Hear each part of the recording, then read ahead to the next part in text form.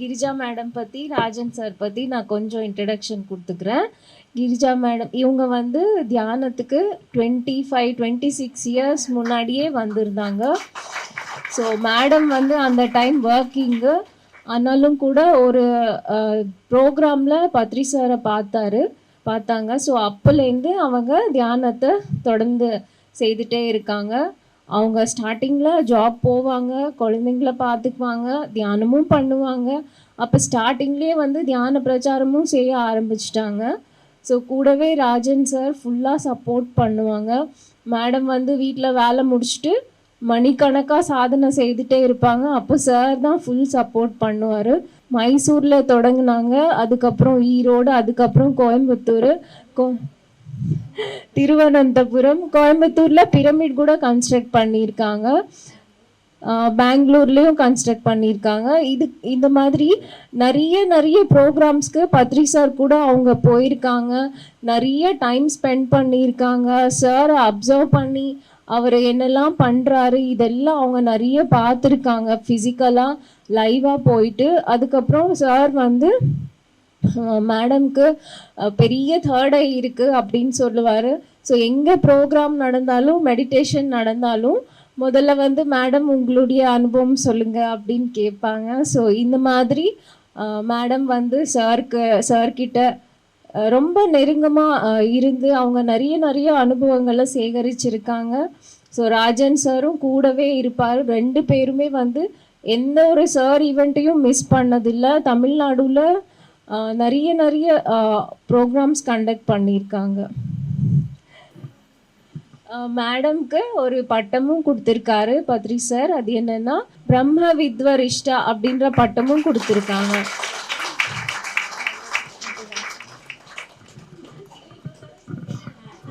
ராஜன் சாருக்கு வந்து இவர் தான் என் கணவர் ராஜன் சார். அவரும் வந்து என் கூடயே எதில் சேர்ந்துருக்கோமோ, இகுலோக வாழ்க்கையில் 2 பேரும் எலியும் பூனையும் தான்.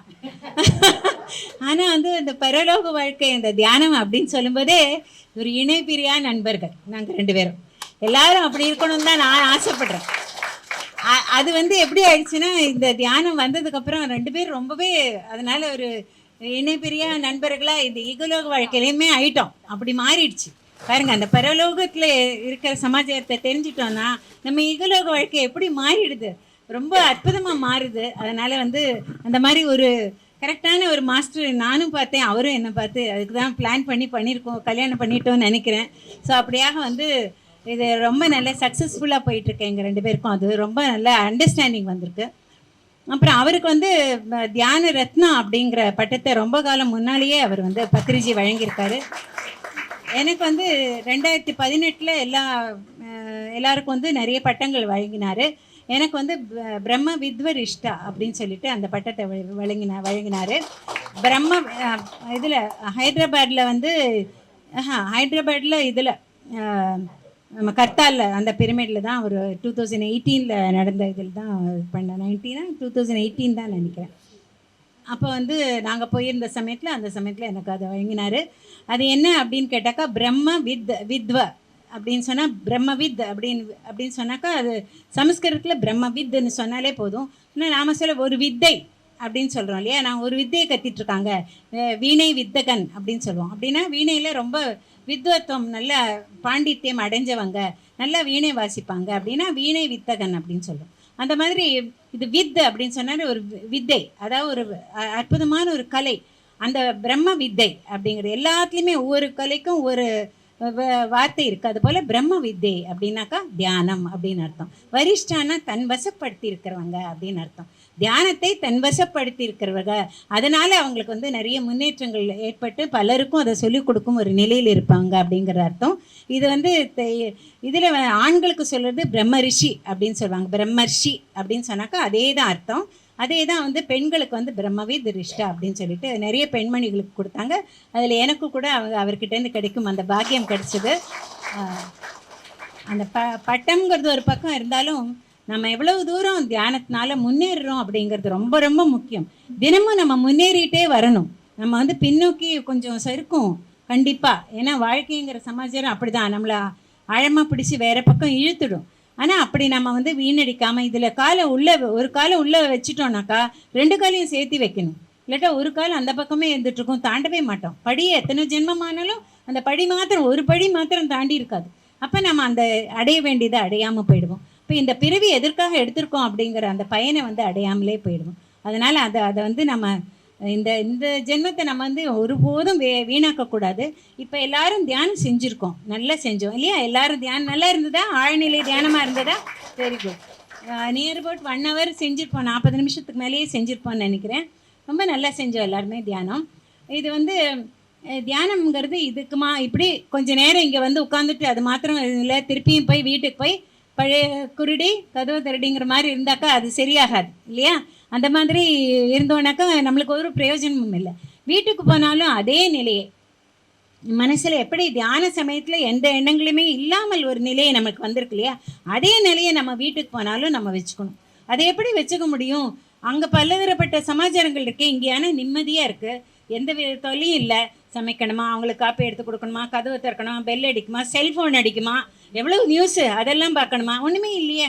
இங்கே எதுவுமே இல்லாமல் ஜம்முனிங்க உட்காந்துட்ருக்கோம். அப்போ அந்த மாதிரி எண்ணங்கள் இல்லாமல் இருக்க முடியும். ஆனால் எங்கள் வீட்டுக்கு போனால் பல்வேறுபட்ட சமாச்சாரங்கள் வருதே, நான் எப்படி நிம்மதியாக இருக்க முடியும்? நீங்கள் கேள்வி கேட்கலாம்.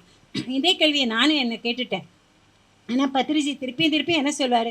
நீங்கள் எப்போவுமே மனசை காலியாக இருக்கிறதுக்கு வந்து எப்போவுமே மூச்சை கவனிங்க அப்படின்னு சொல்வார். ஸோ மூச்சை கண்கள் திறந்து இருக்கும்போது கூட நீங்கள் மூச்சை கவனி. அதுதான் சிறப்பு. அதுதான் வந்து வெற்றி அடைய முடியும். நம்ம வந்து கண்கள் மூடி இருக்கிறத மூச்சை கவனிக்கிறது ஈஸி. ஆனால் கண்களை திறந்து இருக்கும்போதும் கூட மூச்சை கவனிப்பதுங்கிறது கொஞ்சம் கஷ்டம்தான். ஆனால் கூட அதை வந்து நம்ம பயிற்சி பண்ணிகிட்டே வரணும். பயிற்சி பண்ணிகிட்டே வர என்ன ஆகிடும் அப்படின்னாக்கா மனதில் இருக்கும் எண்ணங்கள் எல்லாம் நீங்கி நம்ம கிளியராக இருப்போம். என்ன வேலை செஞ்சுட்ருக்கோமோ அதுலேயே கவனமாக இருப்போம். வேறு எண்ணங்கள் சிதறாது, கவனம் சிதறாது.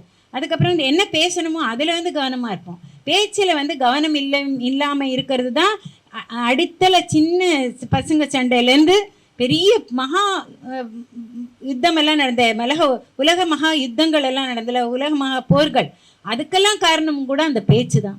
பேச்சு சரியில்லாதனால தான் அத்தனையும் கெட்டு போச்சு மனுஷன்கிட்ட. ஸோ அதனால் அந்த பேச்சை வந்து ரொம்ப கவனமாக பேசணும். நம்ம என்ன சொல்லுறோம் அப்படிங்கிறது எப்படி இருக்கணும் அப்படின்னு ரொம்ப அழகாக பத்ரிஜி சொல்லியிருக்காரு. எப்படி இருக்கணும் அப்படின்னாக்கா மற்றவங்களை எதிரில் இருக்கிறவங்களுக்கு அது வந்து ஞானப்பாதைக்கு அவங்கள வந்து கூட்டிகிட்டு போகுமாங்கிற மாதிரி அந்த மாதிரி வார்த்தைகள். நான் சொல்கிற வார்த்தைகள் எப்படி இருக்கணும்னா அவங்கள வந்து கையை பிடிச்சி ஞானப்பாதையில் கூட்டிகிட்டு போகிற மாதிரி அத்தனை அருமையான வார்த்தைகள் நம்மக்கிட்டேருந்து வழி வரணும் அப்படின்னு சொல்லுவார். ஒரு புஸ்தகத்தை திறந்தால் எவ்வளவு தூரம் அதுலேருந்து சமாச்சாரங்கள், நல்ல சமாச்சாரங்கள் நமக்கு கிடைக்குமோ அந்த மாதிரி பேசணும் அப்படின்னு சொல்லுவார். ஒரு புஸ்தகத்தை வெளியிடறதுக்கு முன்னால் எவ்வளவு தடவை அது எடிட்டிங் பண்ணுவோமோ அந்த மாதிரி மனசில் வச்சு எல்லாத்தையும் எடிட்டிங் பண்ணி தான் ஒரு வார்த்தையை வெளியில் விடணும் அப்படின்னு சொல்லுவார். எவ்வளவு ஜாகிரதையாக இருக்கணும். நம்ம அஜாகிரதையாக இருந்தாலேயே பல கஷ்டங்களுக்கு உள்ளாரும். பல சமாச்சாரங்கள் வந்து மௌனமாக இருந்துட்டால் ரொம்ப நல்லதாக இருந்திருக்கும். ஆனால் வாயால் கெட்டான் அப்படின்னு சொல்லுவாங்களே, அந்த மாதிரி நுணலும் தன் வாயால் கெடும் அப்படின்னு சொல்லுவாங்க. அந்த மாதிரி வாயில் தான் நிறைய கெடுதல் நிறைய வருது நமக்கு. அதனால் ஞாபகம் வச்சுங்க நண்பர்களே, வந்து மற்றவங்களுக்கு நன்மை தரக்கூடிய, நமக்கும் நன்மை தரக்கூடிய வார்த்தைகளே தான் நம்மக்கிட்டேருந்து வரணும் அப்படின்னு இன்றைக்கி ஒரு சபதம் எடுத்துக்கங்க எல்லாருமே. அதை வாழ்நாள் முழுக்க நம்ம கடைப்பிடிச்சிட்டே போகலாம். நமக்கு மாத்திரம் இல்லை, நமக்கு அடுத்த சந்ததியினர், இன்னும் வரக்கூடிய நம்ம வீட்டில் இருக்கிற குழந்தைங்க எல்லாருக்குமே சொல்லுங்கள். ஒரு சச்சரவில் அவங்க ஒன்றுலேயுமே மாட்டிக்க மாட்டாங்க.